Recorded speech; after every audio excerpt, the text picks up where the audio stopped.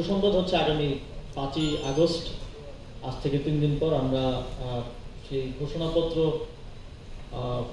ঘোষণা করার মতো একটা জায়গায় পৌঁছাতে পেরেছি এবং সেই ঘোষণাপত্রকে সাংবিধানিক স্বীকৃতি দেওয়ার একটা ঐকমত্যে প্রধান রাজনৈতিক দলগুলোর সাথে আমরা আসতে পেরেছি। আমরা আমাদের এক দফায় যেটা বলেছি যে শেখ হাসিনার পতন এবং ফ্যাসিবাদী ব্যবস্থার বিলোপ, প্রথম অংশ তো 5ই আগস্ট আমরা সফল করতে পেরেছি, কিন্তু এই এক দফার যে দ্বিতীয় অংশ সেটা সফল করার ক্ষেত্রে আমাদের গ্র্যাজুয়াল উদ্যোগের মধ্য দিয়ে যেতে হয়েছে এবং এখনো হচ্ছে। ফ্যাসিবাদী যেই ব্যবস্থা সেটা তো একদিনে তৈরি হয়নি, বা শেখ হাসিনা 16 বছরও তৈরি হয়েছে সেটা আমি বলবো না। সরোয়ার তুষার ভাই খুব গুরুত্বপূর্ণ আলোচনা করেছেন। এটার শুরুটা হয়েছে 72-এর সংবিধান থেকে, এবং সেটা আমাদের যেই সরকারে এসেছে তারা তাদের সুবিধা মতো সেই সংবিধানের পরিবর্তন করতে করতে সেটাকে আরো 72-এর সংবিধানের একদম খারাপ ভার্সনটা অবস্থায় আমরা এখন আছি, যেহেতু অন্তর্বর্তীকালীন সরকার আক্ষরিক অর্থে সংবিধান পরিবর্তন করেনি বা করতে পারেনি। এবং আমরা যদি 5ই আগস্টের কথা বলি, সেখান থেকেই তো প্রাপ্ত অপ্রাপ্তির হিসাবটা শুরু হলো। 5ই আগস্ট যখন ছাত্র জনতা রাজপথে, তখনও জয় আসলে সেরকম ভাবে নিশ্চিত হয়নি। শেখ হাসিনা কখন পালিয়ে গেল? 1:15 সম্ভবত হেলিকপ্টারে করে দেশ ছেড়ে পালিয়ে গেল। কিন্তু আমরা যতদূর জেনেছি 11টা বাজে ক্যান্টনমেন্টে আমাদের রাজনৈতিক দলগুলোকে ডাকা হয়েছে, যারা রাজনৈতিক দলগুলো তো দেশের জনগণকে রিপ্রেজেন্ট করে ফর্মালি, এবং তারা স্বীকৃতি জানিয়ে সেখানে গিয়েছেন। আন্দোলনের কারণে তাদের যেতে বিলম্ব হয়েছে, কিন্তু সেই মিটিংটা ডাকা হয়েছিল 11টায়, যখন পর্যন্ত শেখ হাসিনা পালিয়ে যায়নি, বা পালিয়ে যাওয়ার সম্ভাবনা বা পালিয়ে যাওয়ার পেছনের যেই কার্যকলাপ বা আমাদের অভ্যুত্থান, আমাদের লং মার্চ গণভবন অভিমুখে, সেটা চলমান অবস্থায় ছিল। যে কোনো কিছু হতে পারতো, আমাদেরকে গুলি করে সেদিন এই লং মার্চকে ব্যর্থ করে দেওয়া হতে পারতো। সেক্ষেত্রে চিত্রটা আসলে কি হতো, এই প্রশ্নটা আমি রাখতে চাই, কারণ আমার জায়গা থেকে এখন মতামত দেওয়াটা বোধহয় শোভনীয় হবে না বা অনেকে পছন্দ করবে না। এবং আমাদের এই গণঅভ্যুত্থানের যে এজেন্সি বা পরবর্তী সিদ্ধান্ত গ্রহণের যে এজেন্সি, সেটা আরো অন্যান্য পাওয়ার স্ট্রাকচারের হাতে দিয়ে দেওয়া হলো, এবং সেখানে এক প্রকার অ্যাগ্রি করে আসা হলো। আমি জানি কয়েকটা রাজনৈতিক দল বিরোধিতাও করেছে।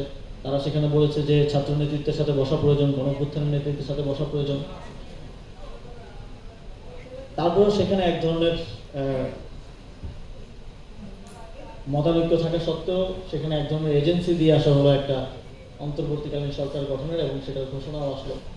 যদিও সম্ভাবনা ছিল সামরিক শাসনের, এবং আমাদের তখনকার বক্তব্যে আপনারা দেখেছেন যে আমরা কোনোভাবেই বাংলাদেশের গণতান্ত্রিক যেই ধারাবাহিকতা সেটাকে সে সময় ভঙ্গ করতে চাইনি, কারণ এর আগের সামরিক শাসনের অভিজ্ঞতা আমাদের জাতির রয়েছে, এবং সবচেয়ে বেশি রয়েছে পাকিস্তান আমলের সামরিক শাসনের অভিজ্ঞতা, এবং সবচেয়ে রিসেন্ট রয়েছে 1/11-র অভিজ্ঞতা।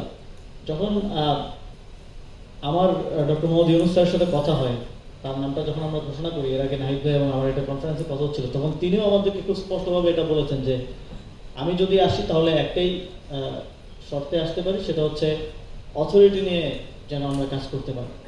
আমাদেরকে যেন পেছন থেকে, ওনার ইঙ্গিতটা 1/11 সরকারের প্রতিই ছিল। সরাসরি সেই 1/11 মতো কর্তৃত্ব প্রতিষ্ঠা করতে না পারলেও নানাভাবে চাপ প্রয়োগ করে এবং বিভিন্ন রাজনৈতিক অরাজনৈতিক শক্তির সাথে এক ধরনের বোঝাপড়ার মাধ্যমে এই সরকারকে একটা অথরিটেরিয়ান বা ওই ধরনের কর্তৃত্ব দেওয়ার সরকার হিসেবে গড়ে উঠতে বাধা দেওয়া হয়েছে, এবং অনেক ক্ষেত্রে তারা সফল হয়েছেন। গণঅভ্যুত্থানের শক্তিদের মধ্যে বিভাজন এর একটা বড় কারণ হিসেবে আমি এটাকে মার্ক করতে চাই।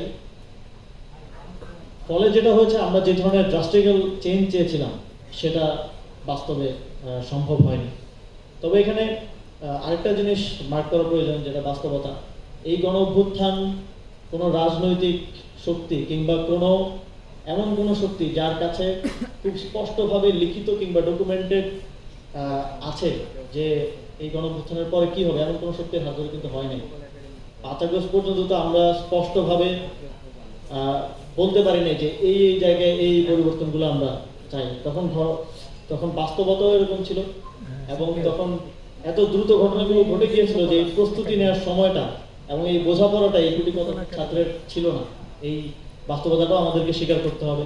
আমরা গুম অবস্থায় ছিলাম, আমরা যোগাযোগ করতে পারছিলাম না, ইভেন আমাদের সহযোগীদের সাথে যোগাযোগ করতে পারছিলাম না, ফোন বন্ধ করে রাখতে হচ্ছিল।